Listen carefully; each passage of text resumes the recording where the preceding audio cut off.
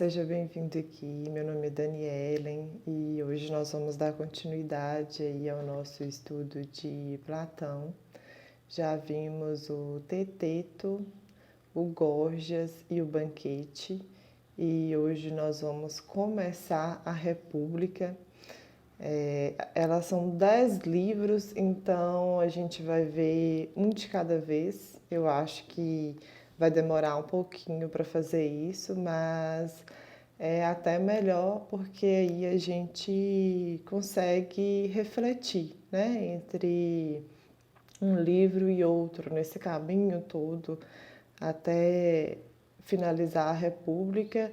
A gente vai conseguir fazer muitas reflexões.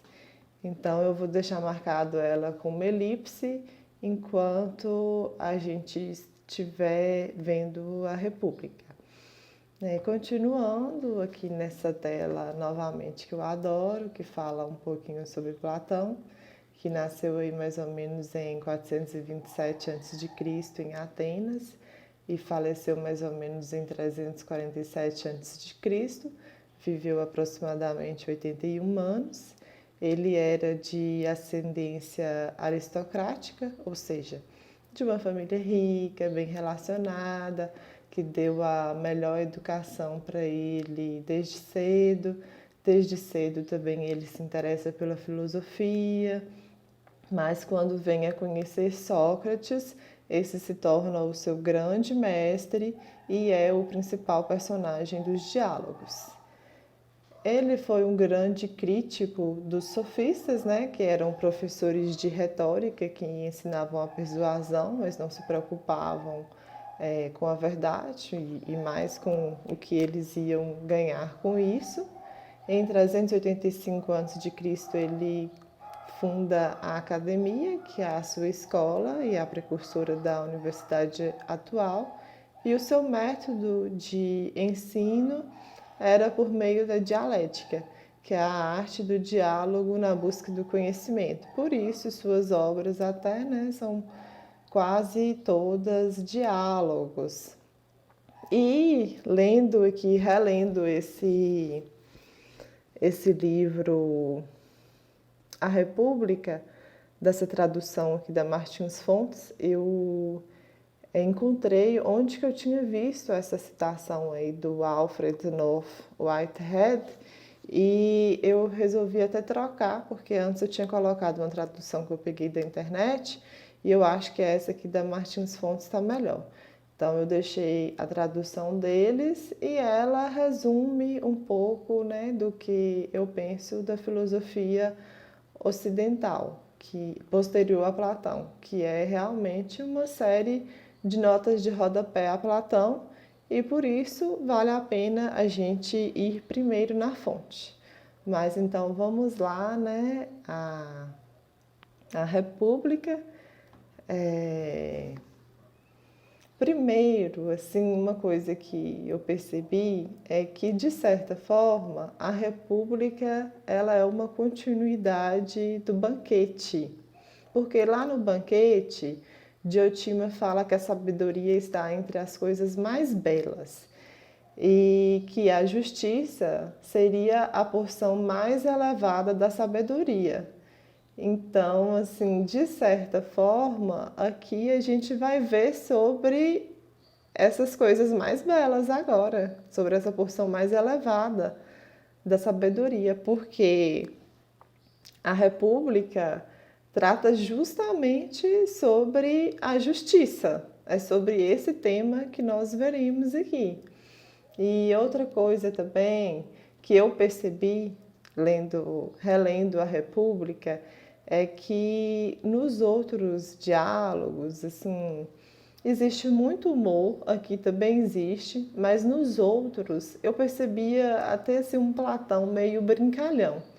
E aqui não, aqui eu achei ele com um tom mais sério mesmo, eu acho que ele quis imprimir um tom mais sério para esse diálogo, até para mostrar a importância do tema. E outra coisa é que aqui quem narra o diálogo é o próprio Sócrates. A gente viu que no Teteto, né, e no banquete, quem contava o diálogo eram outras pessoas. Mas aqui não, aqui o narrador é o próprio Sócrates.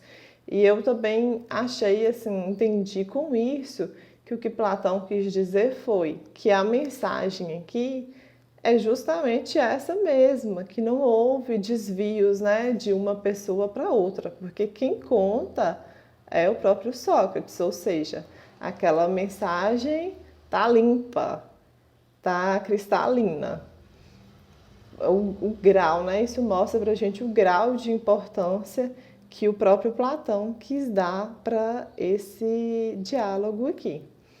Então vamos lá. Os personagens são Sócrates, Glaucon, Polemarco, Trasímaco, Adimanto e Céfalo.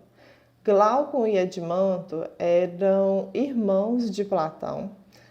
Platão utilizava não só conhecidos seus como personagens dos diálogos, mas os próprios irmãos dele e parentes, né? E o Polemarco, ele era filho do Céfalo. E aí começa o diálogo com Sócrates e Glaucon voltando do Pireu. O Pireu é uma região do porto de Atenas, que ficava, né, fica um pouco mais afastada da cidade. E aí eles estavam voltando para a cidade de uma festa em comemoração à deusa Bentes, uma deusa trácia. E nesse caminho de volta, Polemarco ataiou eles. Polemarco estava com algumas outras pessoas, inclusive com Adimanto. E aí Polemarco insistiu para que eles fossem para a casa dele, para a casa do seu pai, Céfalo. Céfalo também era pai de Lísias e de Eutidemo. Essas pessoas aparecem muito nos diálogos de Platão. E aí ele insiste, né, com Sócrates e com Glauco, e aí eles acabam indo para a casa de Céfalo.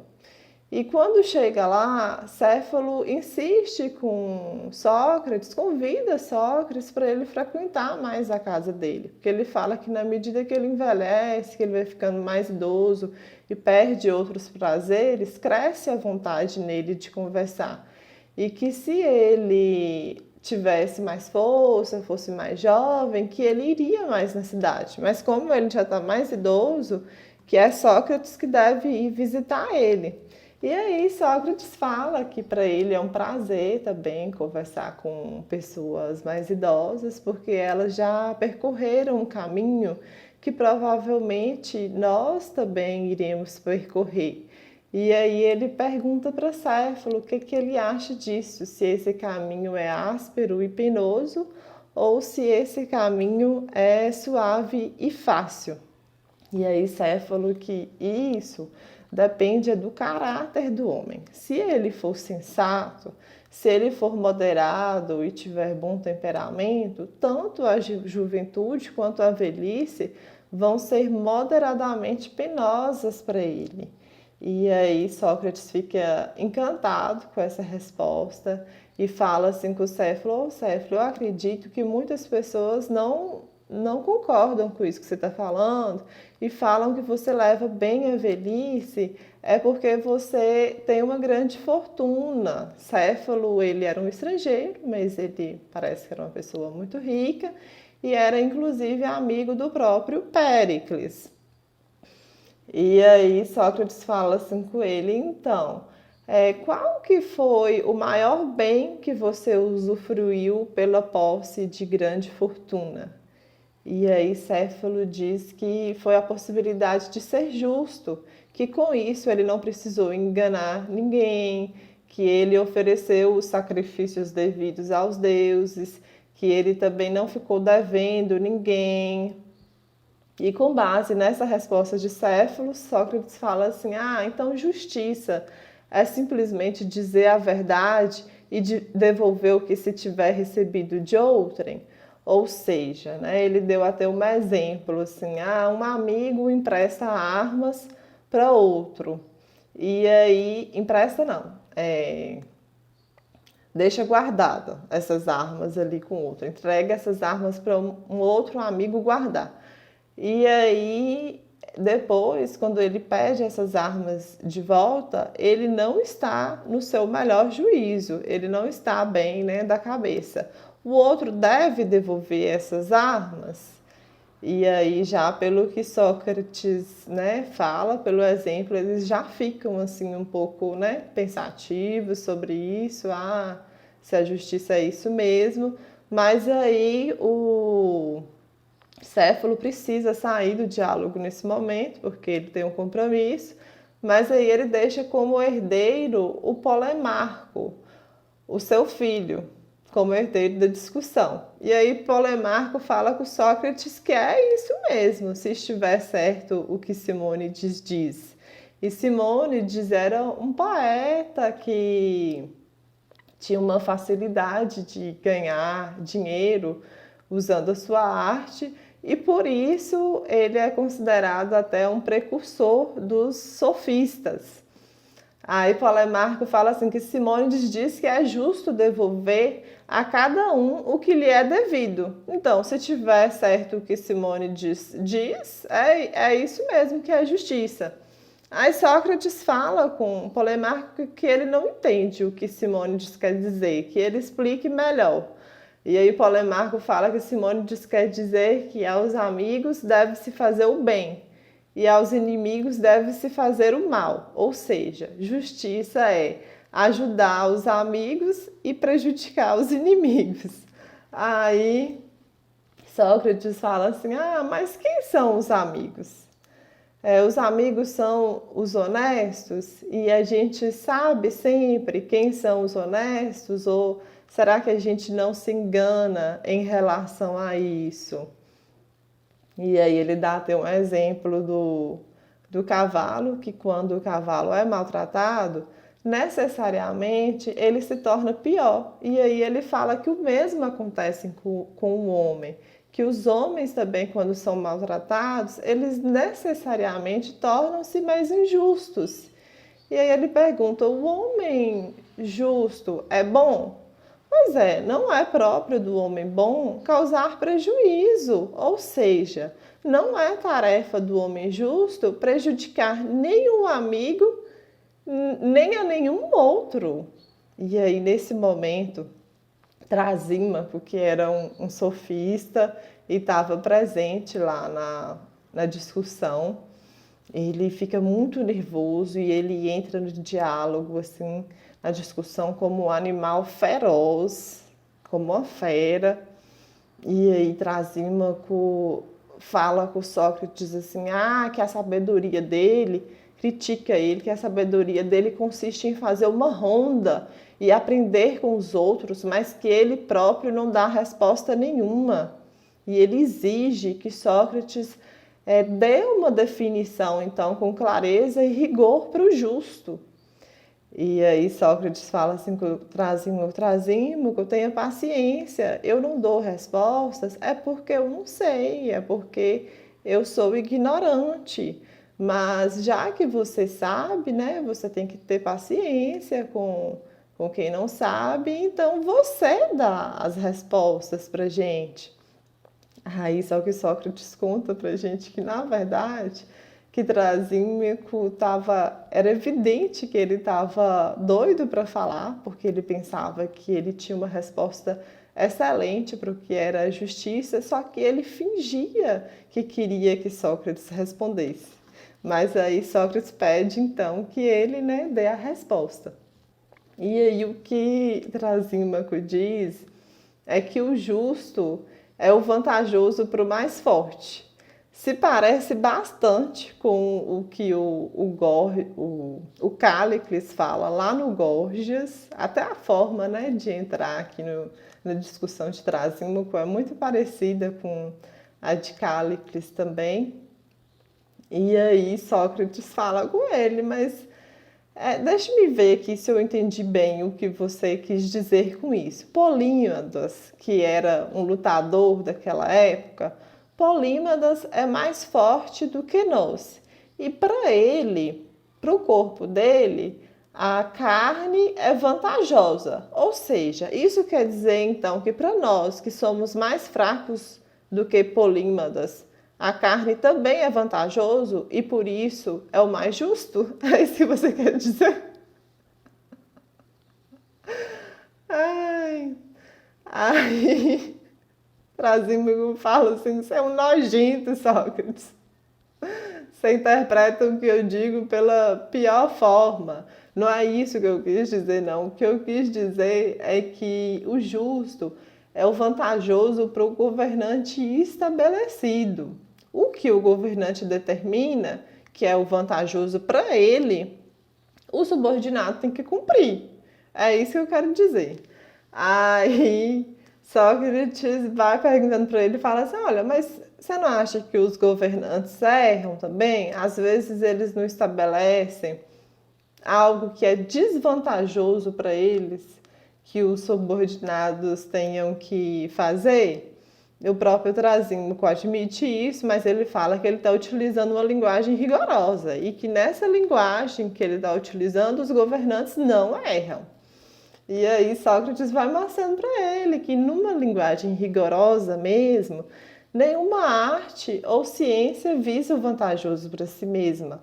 Por exemplo, a medicina, ela não visa o vantajoso para a medicina em si, ela visa o vantajoso para o corpo, o que é melhor para o corpo, para o mais fraco, inclusive. E aí ele fala que a rigor também o governante não visa o melhor para si mesmo, ele visa o melhor para o governado.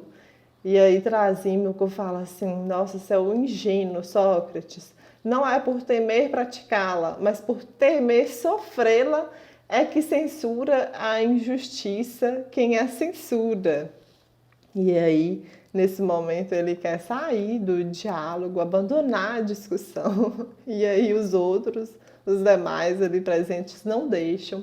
E Sócrates também não. E ele fala com o Trasímaco, isso se trata de tema da maior importância, porque isso se trata de como nós devemos viver nossa vida, do percurso de nossa vida. Então você não pode abandonar assim nesse momento. E aí ele vai mostrando para Trasímaco que as pessoas, para cuidar de males alheios, que elas exigem um salário, né? Uma pessoa não vai ser governante, não vai ser chefe sem ganhar nada por isso. Isso já mostra que o que ela vai fazer ali não é o vantajoso para si mesma, é o vantajoso para o objeto ali daquela arte dela, daquela ciência dela. E ele mostra que as pessoas, né, exigem um pagamento para poder fazer isso, que pode ser em forma de dinheiro, de honras ou de castigo. O castigo seria o pagamento dos homens bons, porque os homens bons eles só aceitam governar quando não tem outra pessoa melhor do que eles para fazer isso, né? Se tiver alguma outra pessoa melhor, mais sábio, eles preferem que essa outra pessoa chefie, porque para eles nem o dinheiro, nem as honras são suficientes para querer governar, não. Aí Trasímaco fala com Sócrates assim que para ele, na verdade, injustiça é que é discernimento e que a justiça é uma nobre ingenuidade. E aí Sócrates pergunta para eles, né, esclarecerem mesmo isso, a quem o homem injusto quer ser superior? E Trasímaco responde que o homem justo quer ser superior a tudo e a todos. E aí Sócrates fala assim, olha só, se a gente pode identificar algo pela sua semelhança, o homem sábio, o conhecedor, ele só quer ser superior ao ignorante, ele não quer ser superior a outro igual a ele ou mais sábio do que ele. Quem quer ser superior a tudo e a todos é o ignorante. Então, o homem injusto, ele se assemelha ao ignorante. Então, isso não é discernimento, não. Isso é ignorância. E aí Sócrates vai mostrando para ele que, na verdade, mesmo para poder fazer certas ações injustas, como, por exemplo, conquistar o império e escravizar pessoas, é preciso haver ali uma certa dose de justiça. Por exemplo, o crime organizado, né? Ele só existe porque ele é organizado. Porque se tivesse rebelião, se tivesse desentendimento, se tivesse discórdia ali internamente, eles não conseguiriam agir. Então, essas pessoas acabam agindo sendo maus pela metade, senão elas não conseguiriam realizar nada, não. Mas aí ele fala que mais importante ainda do que isso é eles verificarem se os justos vivem melhor e são mais felizes, que foi algo que Trasímaco trouxe. E aí Sócrates mostra que a tarefa da alma é viver, né? E que a virtude da alma é a justiça. Então, viver com justiça traria ventura e felicidade para o homem. Mas ele próprio admite que ele deu um salto, porque Trasímaco foi entregando as respostas de bandeja para ele, e que, na verdade, para saber se a justiça traz vantagens ao homem, é preciso primeiro conceituá-la. O que é a justiça? E disso se trata qual deve ser nosso modo de vida. Então, é tema da maior importância. Esse foi o primeiro livro da República e, assim, pelo que eu percebi, né, foi uma introdução mesmo ao diálogo do que a gente, né, virá mais para frente. E eu quero aqui encerrar com essa citação de Sócrates, que ele fala assim: o maior dos castigos para alguém é ser governado por alguém inferior, quando ele próprio não quer assumir o governo. Eu acho que a melhor forma da gente refletir sobre isso é pensando como nós mesmos, o governo de nós, né? Como pessoas. Quem será que está nos governando? Será que a gente está sendo governado por observações, por reflexões, por conclusões que nós mesmos fazemos do mundo? Ou será que a gente não está nos deixando ser governado pela propaganda, pelo marketing, pela mídia, pelas redes sociais, por opiniões diversas que a gente nem sabe como foram formadas, se essas opiniões fazem algum sentido, por pura preguiça de pensar? Será que, né, se a gente não fizer essas reflexões de vida e chegar nas nossas próprias convicções, não vai ser melhor para nós mesmos? É uma reflexão, né, para ficar aqui para gente, desse primeiro livro da República. E é isso. Eu agradeço e até mais.